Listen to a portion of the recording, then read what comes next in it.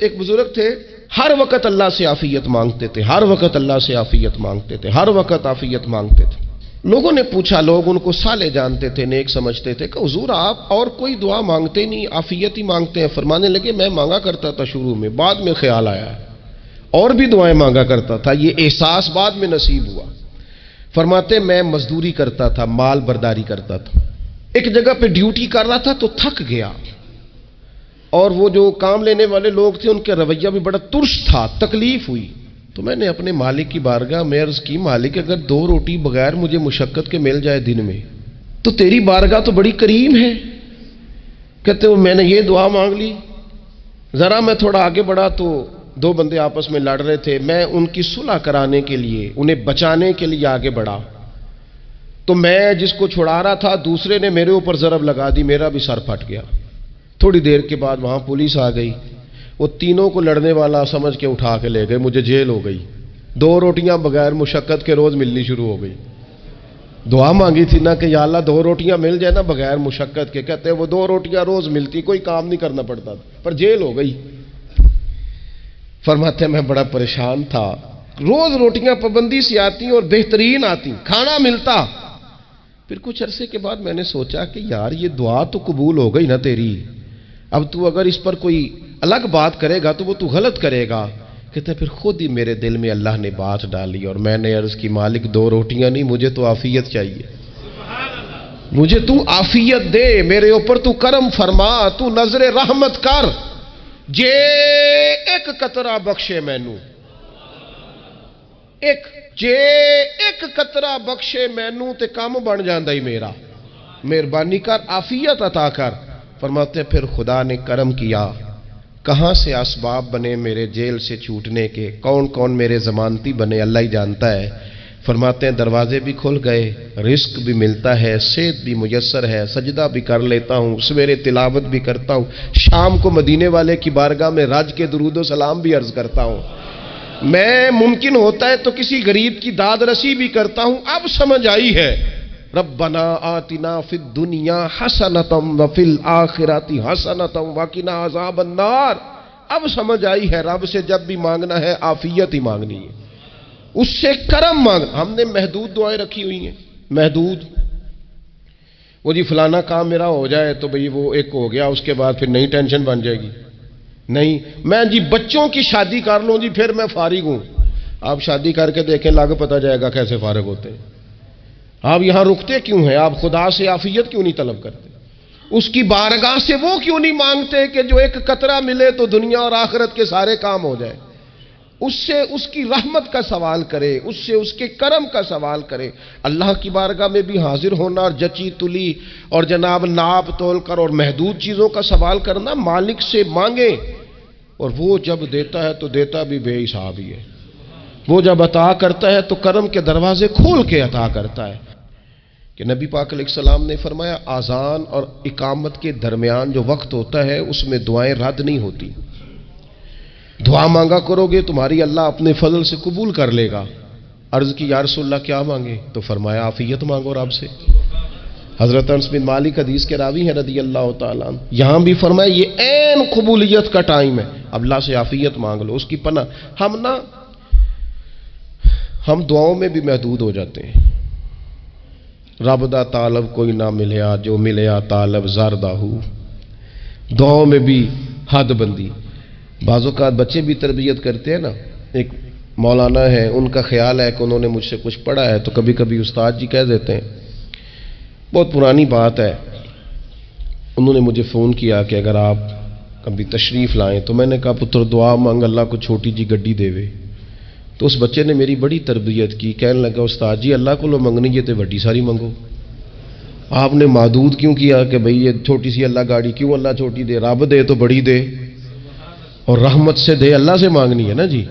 ہم تربیت نہیں لیتے۔ میں نے اس کا شکریہ ادا کیا، میں نے کہا بیٹے تو نے بڑی سونی بات کی، اللہ تجھے اس کا اجر عطا کرے، اللہ تجھے برکات عطا کرے۔ اگر آپ نے سیکھنا ہے تو پھر آپ سیکھ لیں گے، اور اگر نہیں سیکھنا تو پھر یہی کہنا ہے ساری عمر لنگ گئی بندہ کو نہیں ملیا، چونکہ مزاج نہیں ہے نا سیکھنے کا، اس لیے پھر ملا ہی کوئی نہیں، پھر ساری زندگی کو میسر ہی نہیں آیا، کسی نے نصیحت ہی نہیں کی، کوئی آنکھوں کو بھایا ہی نہیں، خود ہی بڑے سیانے تھے، خود ہی بہت بڑے تھے، اپنا قد ہی بڑا اونچا تھا، سب ٹھگنے چھوٹے اور کمزور اور بونے نظر آئے۔ ورنہ تو ایک الجھن سے انسان نکلتا ہے، دوسری میں الجھ جاتا ہے، ایک گتھی کو سلجھاتا ہے۔ پھر اقبال رو پڑے تھے، کہنے لگے میں عقل کی گتھیاں سلجھا چکا ہوں، یا رب مجھے صاحب جنوں کر دے۔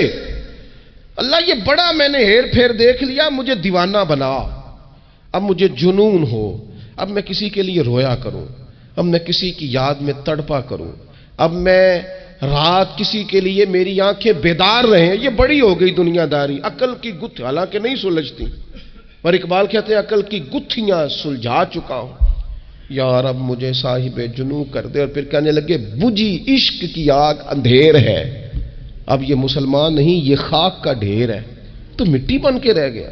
کیا کہاں اپنی ساری توجہات کا قبلہ کس چیز کو؟ میرے عزیزو، اللہ سے عافیت۔ نبی پاک علیہ الصلوۃ والسلام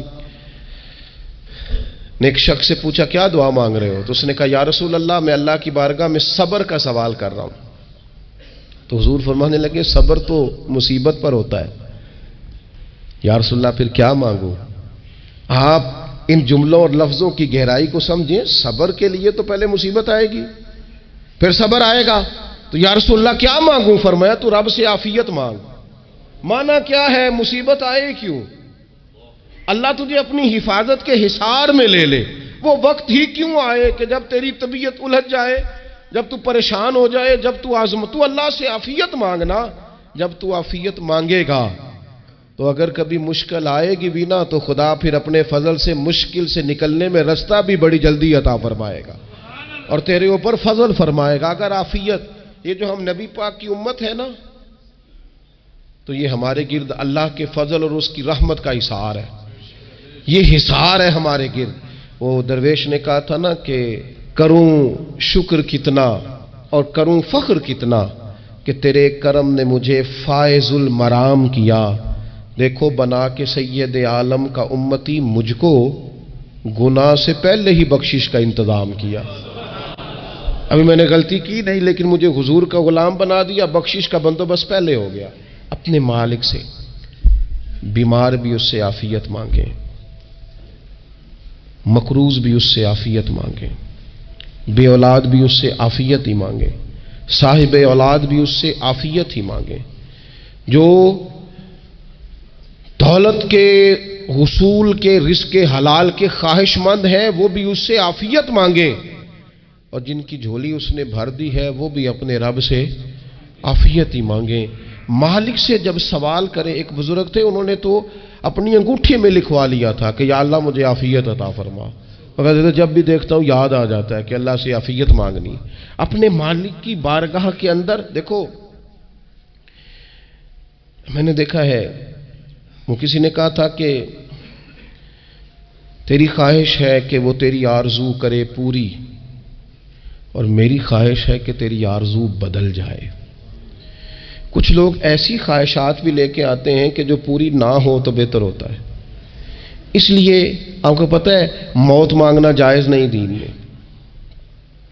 مصائب سے گھبرا کر، مشکلات سے گھبرا کر، زندگی کے مد و جزر سے پریشان ہو کر موت کا سوال کرنا جائز نہیں۔ کس طرح جائز ہے؟ ان لفظوں کے ساتھ دعا کر سکتا ہے کہ یا اللہ جب تک میری زندگی بہتر ہے مجھے زندہ رکھ، اور جب میرا دنیا سے جانا بہتر ہے پھر تو مجھے اپنی بارگاہ میں بلا لے۔ یہ بھی کیا ہے؟ یہ بھی عافیت کا سوال ہی ہے کہ یا اللہ رکھ بھی تب تک جب تک رہنا بہتر ہے۔ نبی پاک نے بھی ارذل العمر ہونے سے پناہ مانگی۔ ہمارا یہ مزاج بن گیا ہے کہ ہم اپنے حق میں ایسی چیزوں کا سوال کر رہے ہوتے ہیں جو کئی دفعہ ہمیں مل جائیں تو ہمارا نقصان کریں۔ قرآن حکیم ایک جگہ پہ اللہ کریم نے فرمایا ہے کہ اگر سب لوگوں کو مال دے دوں تو بغاوت کریں، فساد ہو جائے۔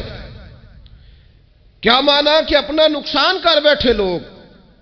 ہم اپنے مالک کی بارگاہ میں بعض ایسی چیزوں کے سوالی ہیں کہ جو ہمارے لیے ٹھیک نہیں ہے، ہمیں اس کے کرم پر چھوڑنا ہے، اس سے عافیت مانگنی۔ اور بعض لوگ، چونکہ میں کہہ چکا ہوں شروع میں کہ ہماری دینی روحانی تربیت نہیں ہوتی اور ہم کہیں سے باقاعدہ اسباق لینے کے قائل ہی نہیں ہوتے، پوری تربیت کا ہمارا مزاج نہیں ہوتا، اپنی عقل اور اپنا شعور اور اپنے حساب سے ہم زندگی کو بتانا چاہتے ہیں، اور یہ جو میرا دور ہے یہ ویسے ہی الجھا ہوا زمانہ ہے، اللہ ماشاء اللہ، پتہ نہیں کوئی کیا بول رہا ہے، کوئی کیا کہہ رہا ہے، ایسے ہے جیسے کوئی میلہ لگا ہوا ہے اور کان پڑی آواز سنائی نہیں دے رہی. جس کی دکان پر کوئی گاہک نہیں وہ بھی کہہ رہا ہے لائنیں بنا لو. ایسا الجھا ماحول ہے اور ایسی آزمائش ہے کہ لوگ بیچارے پریشان ہیں. دیکھیں جب تربیت کے ساتھ انسان آگے بڑھتا ہے نا، ہمارے پاس مقتدا ہے اللہ رسول کا کلام، ہمارا پیشوا ہے رب رسول کا فرمان. جب ہم کتاب و سنت کی روشنی میں آگے بڑھتے ہیں تو پھر ہمارے لیے منزل آسان بھی ہوتی ہے اور قریب بھی ہوتی ہے. پھر ہمارے لیے آگے کی طرف سفر کرنا، آگے بڑھ جانا یہ آسان ہوتا ہے. آپ غور کریں جو لوگ دنیا میں کامیاب رہے، بھلا کس طرح کامیاب رہے؟ وہ اس طرح کامیاب رہے کہ انہوں نے نا اپنے رب سے عافیت مانگی. اللہ تعالیٰ نے خود بخود ان کے لیے رستے بنائے. آپ تاریخ پڑھیں گے بعض لوگوں کی تو لگ نہیں رہا تھا کہ وہ اتنی کامیابی حاصل کریں گے. دیکھ لیں آپ، حضرت غوث اعظم جیلانی رضی اللہ تعالیٰ عنہ بغداد شریف تشریف لاتے ہیں تو ان کی کیفیت یہ ہے کہ پتے کھا کے گزارا کرنا پڑتا ہے. یعنی پیچھے کوئی ایسا بیک گراؤنڈ کسی کا بنایا ہوا ادارہ، کوئی بڑی خانقاہ، کوئی بڑے لمبے چوڑے والد صاحب کے مریدین، کوئی بڑا لمبا سلسلہ نہیں مل رہا. ان کو بظاہر پتے کھا کے گزارا کرنا پڑتا ہے، لیکن چونکہ وہ نکلے ہیں اللہ کی مدد کے ساتھ، انہیں اللہ نے تائید دی ہے، فضل فرمایا ہے، تو نتیجہ یہ نکلا ہے کہ 70 ہزار بندہ ایک ایک وقت میں تربیت لینے کے لیے ان کے سامنے موجود ہے. یہ اللہ نے اسباب بنائے ہیں، کیونکہ جب رب عافیت عطا کرتا ہے تو پھر اللہ اسباب بھی پیدا فرماتا ہے. ہمارا ذہن تو تھک جاتا ہے سیاست کرتے کرتے. ہم تو جناب پوری ترتیب سے ہمیں سلیقہ آتا ہے کس طرح کر کے کس بندے کو کیسے قائل کرنا. پورے طور پر ہم وہ ساری زندگی سیاست کرتے رہتے ہیں. وہ خاندانوں میں بھی چلتی ہے، گلی محلے میں بھی چلتی ہے، دوستوں میں بھی چلتی ہے، اور بعد میں پتہ چلتا ہے کہ یہ پتے کھیل کون رہا تھا. اصل میں صلح کرانے والا تھا کہ لڑائی کرانے والا تھا. یہ سب کا خیر خواہ تھا، یہ سب کی ذہن کے اندر فطور کی آمیزش ہی اس شخص کی وجہ سے تھی. ہم چونکہ وہ خاص عافیت اللہ سے نہیں مانگتے، ہماری مخصوص سیاست ہوتی ہے سبھی کو راضی رکھو. اس کا نتیجہ یہ نکلتا ہے کہ ایک ٹائم آتا ہے کوئی بھی راضی نہیں رہتا. ہم اگر اپنے مالک کی طرف رجحان کریں اور اللہ نے جو ہمیں شعور دیا ہے اس شعور کو لے کر اللہ کی بارگاہ کی طرف بڑھیں. آپ یقین کریں اعلیٰ حضرت بریلوی رحمۃ اللہ علیہ کی کتابیں ہیں، ایک ایک کتاب پر پی ایچ ڈی ہو رہی ہے، اور انہوں نے 150 سال پہلے بیٹھ کر جو کچھ لکھا تھا بین ہی لفظ بلفظ اس کی ضرورت آج محسوس ہو رہی ہے اور آنے والے وقت میں بڑھ رہی ہے. لیکن ان کے پاس کوئی ٹیم نہیں تھی، 50 لوگ نہیں تھے جو ان کے پاس بیٹھ کے لکھواتے، اپنا پریس نہیں تھا، ایسے لوگ نہیں تھے کہ جن کو پتا ہوتا کہ کتاب ہم کل چھاپیں گے اور اتنے فیصد یہ مارکیٹ میں نکل بھی جائے گی. ایسا کچھ نہیں تھا. کیا تھا؟ اللہ کی مدد ساتھ تھی، تائید ایزوی ساتھ تھی، اللہ نے اپنی عافیت میں رکھا تھا. وہ قرآن مجید کی آیت کا ترجمہ کرتے ہیں نا اعلیٰ حضرت اہدنا الصراط المستقیم، یا اللہ ہمیں سیدھی راہ پہ چلا. بہت سارے مفسرین نے کہا اے اللہ ہمیں سیدھا راستہ دکھا. فرماتے ہیں اے اللہ ہمیں سیدھی راہ پر چلا. تو کسی نے کہا حضور یہ چلا اور دکھا میں کیا فرق ہے؟ فرمانے لگے دکھانے کا مطلب یہ ہوتا ہے کہ کسی نے پوچھا میں نے گجرانوالہ جانا ہے، تو دکھانا یہ ہے کہ اسے کہا یہاں سے باہر نکلو، روڈ پہ چڑھ جاؤ، سیدھے جاؤ گے، ایک پول آئے گا اسے کراس کرنا، نیچے اترنا، وہاں سے شہر شروع ہو جائے گا. پھر اس نے اگر کوئی اندرونی جگہ شہر کی پوچھ لی تو اس کو کہا کہ رائٹ ہو جانا، پھر لیفٹ ہو جانا، پھر آگے کسی سے مزید. یہ ہے راستہ دکھانا اور ایک ہے چلانا. اس نے کہا میں نے گجرانوالہ جانا ہے، تو اس نے کہا ساتھ بیٹھنا میری گاڑی پہ، جہاں تو نے جانا ہے میں چھوڑ کے آتا ہوں. یہ راستے پہ چلانا ہے، یہ مقام تفکر ہے. آپ اس پر غور فرمائیں گے. کہتے ہیں یا اللہ تو ہمیں راستہ دکھائے گا اور دکھاتا ہے، لیکن چاروں جانب شیطان بھی تو بیٹھا ہے نا، فتنے بھی تو ہے نا. تو اگر تیری رحمت ساتھ رہے، مانا کہ محبت کے سفر میں ہر گام پہ 100 مشکل ہے، لیکن یہ سفر آسان بھی ہے اگر ساتھ تمہارا ہو جائے. اگر تو ساتھ چلے تو پھر یہ سفر مشکل وہ ہارون رشید نا اپنے محل کی چھت پہ ٹہل رہا تھا، سب سے اوپر والے چوارے پر، نیچے سے حضرت بہلول دانا گزر رہے تھے، اوپر اس کے ساتھ سپاہی بھی تھے، گن مین بھی تھے۔ اس نے کہا یہ بابا تو ذرا اوپر اٹھاؤ۔ انہوں نے ایک ڈولی، ایک ٹوکری سمجھ لیں، اس کو رسیاں باندھ کے نیچے پھینکا۔ نیچے جو سپاہی تھے ان کو کہا کہ یہ بابا جی کو پکڑ کے اس میں بٹھاؤ۔ انہوں نے جبرن تھاما بابا جی کو، اس میں ڈالا، اوپر والوں نے کھینچ لیا۔ 2-3 منٹ لگے۔ ہارون رشید کے سامنے حضرت بہلول دانا پہنچ گئے تو تھوڑے ناراض بھی ہوئے کہ یہ کوئی طریقہ تو نہیں نا بلانے کا۔ ملاقات ہوئی تو کہا کیوں بلایا؟ کہنے لگا ایک مسئلہ پوچھنا تھا۔ فرمانے لگے بادشاہ ہے نا، تیرے مسئلے پوچھنے کا بھی اپنا ہی انداز ہے، پوچھ مسئلہ۔ کہنے لگا بابا پوچھنا تھا کہ آپ اللہ تک کیسے پہنچے؟ حضرت بہلول دانا چپ کر گئے۔ 2-4 منٹ کے بعد کہنے لگے جس طرح ابھی زمین سے تیرے تک نہیں پہنچا، بالکل اسی طرح ہی پہنچ گیا ہوں رب کریم کی بارگاہ تک، اور وہ بھی جو اس نے کرم فرمایا ہے، ورنہ میں تو نہیں سمجھتا کہ میں پہنچ گیا ہوں، وہ بھی اگر تیری خوش گمانی ہے۔ تو ہارون رشید کہنے لگا مجھے سمجھ نہیں آئی۔ فرمانے لگے تو بادشاہ جو ہے اتنی جلدی کیسے سمجھ میں آئے گی تجھے بات؟ فرمانے لگے اگر میں تجھ سے ملنا چاہتا نا تو میں ایک درخواست لکھتا، پھر کسی وزیر سے سفارشی سائن کراتا، پھر وہ جمع کراتا، پھر مجھے ٹائم ملتا کہ فلاں دن فلاں تاریخ فلاں ٹائم آ جانا، پھر آ کے میں لائن میں لگتا، پھر بھی تو بادشاہ ہے، تیرا موڈ بنتا ملنے کا کہ نہ بنتا۔ جب میں چاہتا تو پتہ نہیں کتنا ٹائم لگ جاتا، جب تو نے چاہا ہے نا تو 1 منٹ بھی نہیں لگا۔ فرمانے لگے میں نے دعویٰ ہی نہیں کیا کہ میں جد و جہد کر کے پہنچوں گا، میں نے تو رب کی بارگاہ میں عاجزی کی ہے، پھر رب نے ہی کرم فرمایا ہے، اسی نے مہربانی کی ہے۔ مانا کہ محبت کے سفر میں ہر گام پہ 100 مشکل ہے، لیکن یہ سفر آسان بھی ہے، گھر ساتھ تمہارا ہو جائے، اس کے کرم کا ساتھ رہا ہے، اس سے عافیت مانگی ہے، اپنے آپ کو اس کے سپرد کیا ہے تو اس نے کرم کر دیا۔ جب تک یہ مزاج نہیں ہم بناتے کہ مالک سے عافیت کا سوال کریں، اپنے آپ کو اپنے رب کے حوالے کر دیں، اس کی رحمتوں کے سپرد کر دیں، اتنی دیر تک زندگی میں ٹھہراؤ نہیں آتا، قرار نہیں آتا۔ مشکات میں موجود ہے، اللہ کے پیارے رسول صلی اللہ تعالی علیہ وسلم تیمارداری کے لیے گئے تو صحابہ کرام فرماتے ہیں وہ بندہ نا اتنا پتلا نحیف اور لاغر ہو گیا تھا جس طرح چڑیا کا بچہ ہوتا ہے، کمزوری ضعف طاری تھا۔ تو محبوب کریم نے اسے دیکھا تو بڑے کریمانہ انداز میں کریم فرمانے لگے تو کوئی دعا نہیں مانگتا، تو عافیت نہیں مانگتا اللہ سے؟ عرض کی یا رسول اللہ صلی اللہ تعالی علیہ وسلم، میں نے اپنے رب کی بارگاہ میں عرض کی ہے مالک قیامت کا عذاب بڑا سخت ہے، میں نہیں برداشت کر سکتا، تو نے اگر مجھے کوئی سزا دینی ہے تو یہیں دے لے، قیامت کو نہ دینا۔